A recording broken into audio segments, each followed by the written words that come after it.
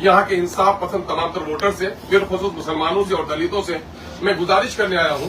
बिहार और यूपी के भी बहुत सारे नौजवान जिनको मजबूरियों ने मुहाजिर बनाया और आज गुमराह के वो वोटर हैं, मैं उनसे भी गुजारिश करने के लिए आया हूँ। एक जरी नौजवान जो मजदूरों के मुफाद के लिए खड़ा रहता है, मैं खुद गवाह हूँ। बिहार के बहुत सारे मजदूरों के मसाइल जहाँ पर हुए हैं, जहाँ उनकी लाशों को भिजवाने का मसला हुआ है, जहाँ कारखानेदार ने उनको परेशान किया है, ऐसे तमाम तर वक्त में सैफ पठान खड़ा है मजबूती के साथ। इसलिए जमहूरियत में ऐसे लोगों को, जो लोग अवामी दर्द और अवामी मसाइल के लड़ते हों, ऐसे लोगों को वोट देना जिम्मेदारी है। वोट एक अमानत है, अमानत को अहले अमानत के हवाले किया जाना चाहिए। और इस वक्त सबसे बड़ी बात यह है कि मुसलमानों के नाम पर तो कई लीडर जीत जाते हैं, समाजवादी के लीडर जीत जाते हैं, कांग्रेस के लीडर जीत जाते हैं, एनसीपी के लीडर जीत जाते हैं, लेकिन मैं गवाही देना चाहता हूं, ये मुसलमान इनका नाम हो सकता है लेकिन मुसलमानों के मसाइल की वकालत नहीं करते, वो अपनी पार्टियों की जाके गुलामी करते हैं। इसलिए मुस्लिम क़यादत की इस मुल्क में जरूरत है।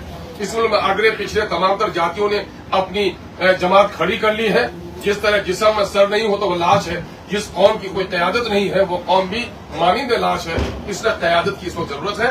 हम उलमाए कराम से, जो लोग हकीकी मसाइल यहाँ के समझते हैं, हम जो समाजी कारकुन हैं, उनसे गुजारिश करते हैं और हिंदू मुस्लिम उन तमाम तर दोस्तों से जो इस मुल्क में गंगा जमनी तहजीब को बरकरार रखना चाहते हैं, हिंदू मुस्लिम सिख ईसाई की मोहब्बत को कायम रखना चाहते हैं, एक इंसाफ पसंद नौजवान को अपना एक एक वोट डालें।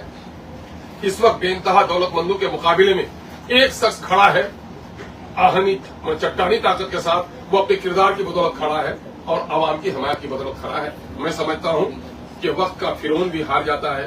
दौलतमंद दौलत से ऊंट नहीं खरीद सकता, वो मालू को खरीद सकता है, और एक आदमी अपने किरदार से अपने वोटर को मुतासिर कर सकता है और अवामी खिदमत के लिए अपना झंडा बुलंद कर सकता है।